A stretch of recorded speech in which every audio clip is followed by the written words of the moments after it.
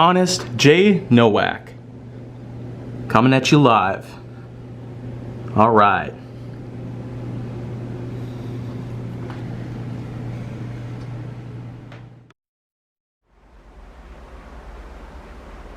A pleasure to meet y'all at last, and welcome back to Honest J. Nowak. Welcome to day one of a brand new series that I have going on. 58 long days of an all-new series that I'm simply calling Graphix with an X, just to be a bit hip. This is going to be about various different video games that I've talked about. But unlike a top countdown where I counted down the top 20 best PS4 games I've ever played, this entire little crossover series that's going to be carrying on for 58 episodes from today up until 58 days from now is pretty much just going to be about the types of games that I played. The types of games that I have in fact played and gotten myself a good vibe out of. Or maybe a not so good vibe. But anyways, we are going to get started with one of the best picks that I've made. Especially if you've seen the top 20 best PS4 games I've ever played video. The Last of Us Part 2. The sequel to The Last of Us from 2013. It took 7 years to get around, but the sequel sure did become quite an uplifting, exhilarating, terrifying, dramatic experience, pretty much of a lifetime. To know that I was able to play through the game twice really says something. But for the most part, I played from the first minute of the whole entire game, where a guitar is being cleaned, all the way to the very end portions, which involve a flashback featuring Ellie and Joel Miller. Unlike the first game though, where you have played as Joel Miller, this time you get to play as Ellie. The plotline basically states that at some point in the middle of Wyoming, where one of many different colonizations have been established to try and keep away from the gigantic outbreak that had occurred 25 years prior at the time. If you played through the first game, then well, you'll probably know that it was the year 2013 when the first game pretty much took place. At the very start of this supposed outbreak, a type of fungal infection that had pretty much turned the living into some sort of undead-like creatures. This game, however, really does expand so many horizons beyond all sorts of belief, trust, and equity by any means necessary.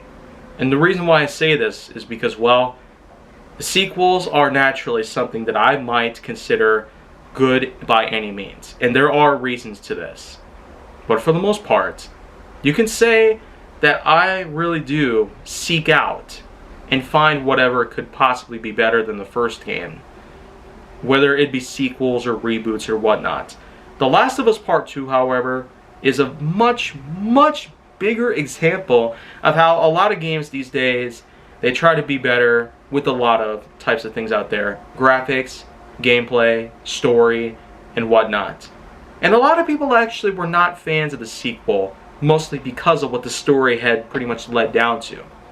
The plotline does, in fact, surround Ellie and Joel Miller in the state of Wyoming, where they pretty much live, inside a large colony that had been established in order to keep this giant outbreak from getting to them. Whether these creatures would pretty much go up to them, it pretty much just means that the security would be broke down. But anyways, it turns out that an organization, a type of militia called WLF, or Wolves, as it's canonically referred to as, despite the fact that the acronym does not feature an O, apparently Abby, the leader of the group, has also gone down to Wyoming to pretty much hunt down Joel Miller. And that's because Joel had gone as far as to kill off Abby's family, pretty much. Ellie follows closely behind, trying to find Joel as well as another relative, Tommy. And upon discovering both of them, well, a devastating surprise comes up. Joel ends up getting beaten to death in cold blood by Abby's militia group itself.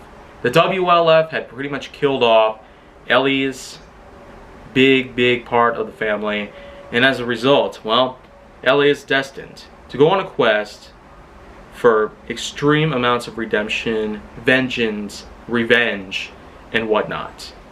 This game really has a lot of things packing into it.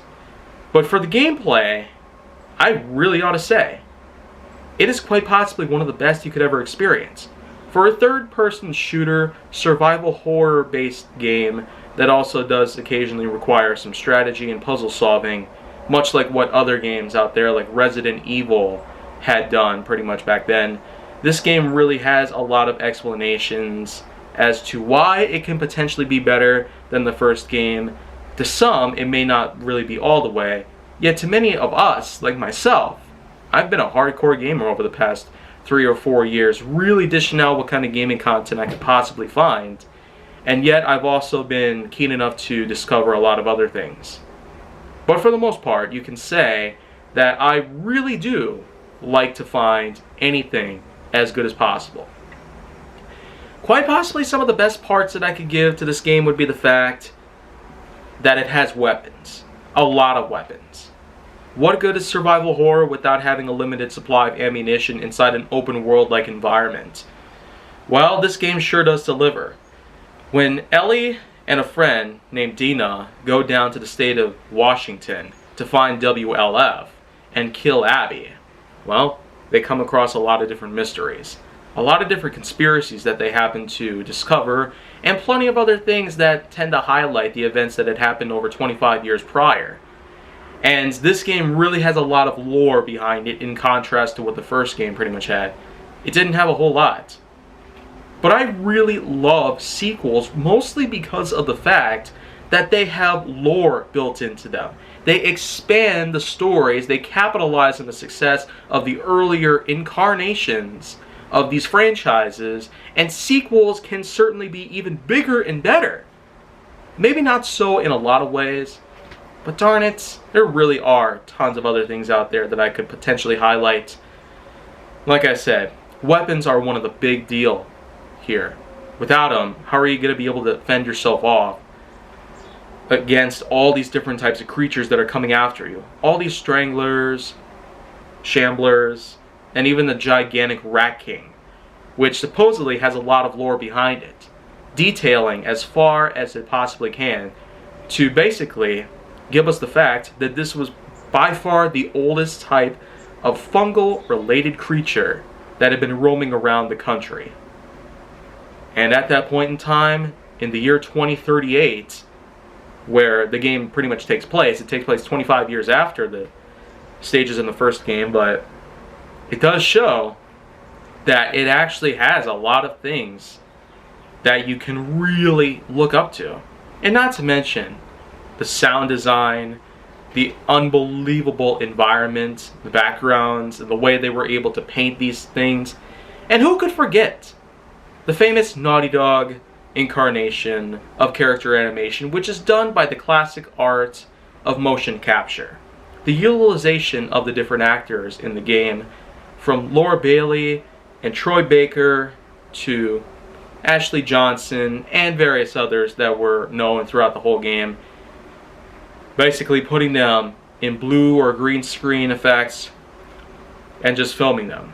With the kind of motions they use, they really allowed the characters to have more life, more emotion, and more versatility, as opposed to what traditional gaming animation would pretty much be like. And so, that really gives you a larger variety of different things that you could potentially look up to. And what else can you possibly decipher in life? Well, anyways, this game in particular really has a lot going for it. From the beginning to the very end, over 24 hours could potentially be run up until the point where the game ends up coming to an end, with Abby finally getting what's coming. Ellie basically puts up a huge fight, and then eventually is end up forced to let go.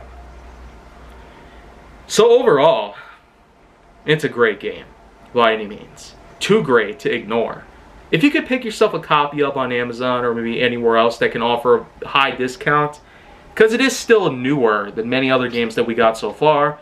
But again, if you can pick up a copy, I suggest you do so. Go ahead and play it while you can, because you never know otherwise. What else does The Last of Us have to show for us before a third game is set to begin? Well, who even knows?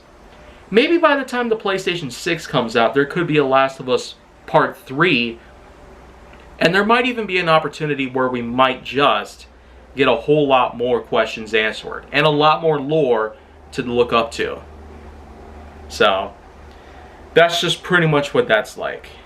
If you want to see more go down on my channel though, then make sure that you like, subscribe, comment, follow me on social media, and stay on the Hollywood side.